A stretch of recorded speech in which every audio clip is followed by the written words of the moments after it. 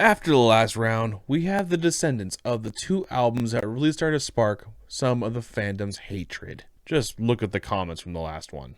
Guys, a reminder, this is all just for fun. Some people take this way too seriously, and this is all just for fun. I love both Metallica and Megadeth, and this is just a fun little banter between albums. Let's be honest here. I think everyone, for the most part, agrees Euthanasia is definitely a better album than Load, but in the format of this competition, when you stack songs against songs, that's the way it was. They won out, and it made for a really kind of thrilling conclusion. So please, enjoy yourselves. Have fun. Have a beer. Have an 805 on me. Not really. I can't afford to buy all 805s. I wish I could. I really do. Maybe eventually I could if you guys would join patreon.com/Fenrirock. Please. I have exclusive content on there and other things as well. Okay, no more plugs. We'll just keep simple plug. With that being said, let's reload and do this again. Megadeth and Metallica.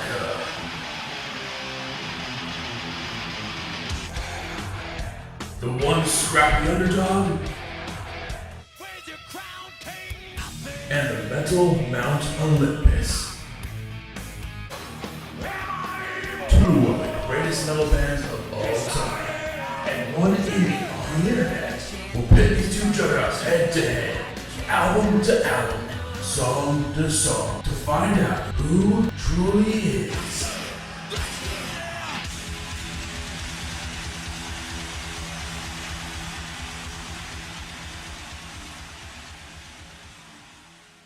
The first round of this battle goes off. These two songs are on complete opposite styles, but equally iconic. Trust is the perfect album opener with the way it builds up, the fantastic main riff, relatable subject matter, and it's just amazing. Fuel is also a perfect album opener, as it's just a rip-roaring good time, and it's just an ass-kicking from, it just goes. This one is extremely tough, but I think I'm going to go with Trust. The song to me just doesn't have any flaws and flows perfectly.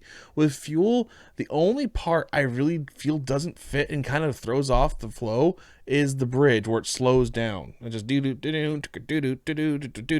the over that again. It's not bad, not saying that whatsoever. It's just when you have to be nitpicky when you're trying to pick a winner, that's what you got to do. It is a major nitpick, but sometimes it's what the brain has to do. Flipping the script, I'll be more than almost honest.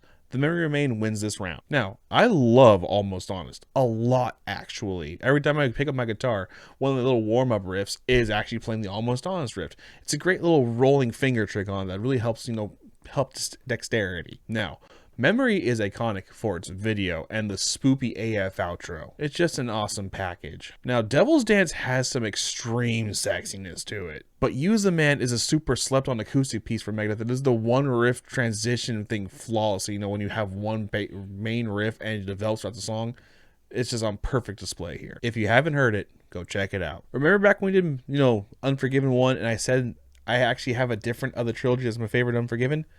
This is it. Now, nostalgia is a massive part of it. Remember, these are the albums that are on the radio when I was listening to the radio.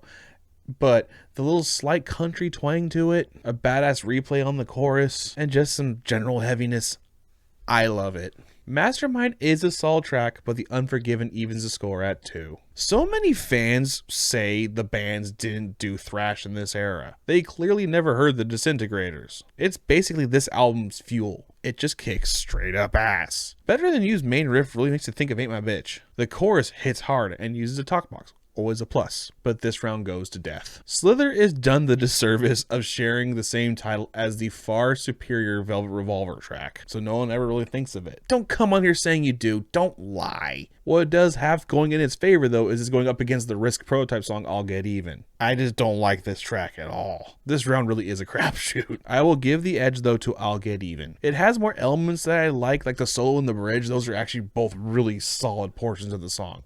Kind of really says I'll Get Even. For those who watch the Megadeth song rankings, you know what I'm about to say. Say it with me, folks. They put the wrong version on the album. Half tempted to give Metallica the point on Merit Alone, but no. Carpe Diem has some very enjoyable moments, mainly the riffs, but the vocals and lyrics just do not do it for me. At least in actuality, Sin isn't that different from Evil. It's still good, but it could have been so much better. If you haven't heard the remastered version of Cryptic Writings that has the original version, Evil That's Within, it's just better. A lot of people don't like Secret Place. I do. It's a cool song. I will say there are some additions in the remastered version of this that I didn't feel need to be there. But we go to Bad Seed, and man, I love that main riff. Very, very southern rock. Or as James would say, bad. This song is a definition of girls dancing at the bar on top of the bar while this is blasting out of the jukebox. You know what? I'm giving this one the Bad Seed. I don't know. I like it. Honestly, it sounds a bit like a Nickelback track. Not the stuff they play on the radio, but if you actually listen to the Nickelback albums, the kind of stuff you find hidden in those albums, that's what this track makes you think about. Some people are going to hate that, but I don't give a damn. The wheels on the bus go round and round. Prince Charming is another case of really cool guitar performance, and the rest just does not do it for me. Plus, it's going up against She-Wolf, so come on. This is starting to get bad. Vortex has a pretty solid riff going for it, but it has a pretty non-fitting verse style. There's kind of a snooze fest. It just doesn't really fit it. It gets better as the song progresses, though. Low Man's lyrics sounds like it could have been a solo project from James. It probably should have just been a solo project from James. I'm just sorry, but nuh-uh. Say it with me again. They put the wrong version on the album. And this time, it does make a huge difference. I love Bullprick. Not a huge fan of Fight for Freedom. Attitude has, well, attitude, and does more than enough to get the point here. Now, I will give a bonus point for Fixer. It's a pretty cool bluesy metal time that I thoroughly enjoy. However, this one was an absolute blowout. I honestly thought this one was going to be closer, especially after the last round, which everyone loved so much. Now, the next round, let's be honest, is going to suck. Now we're going to make a joke about it because it already is a joke in itself. It's Risk versus Saint Anger. God help us all.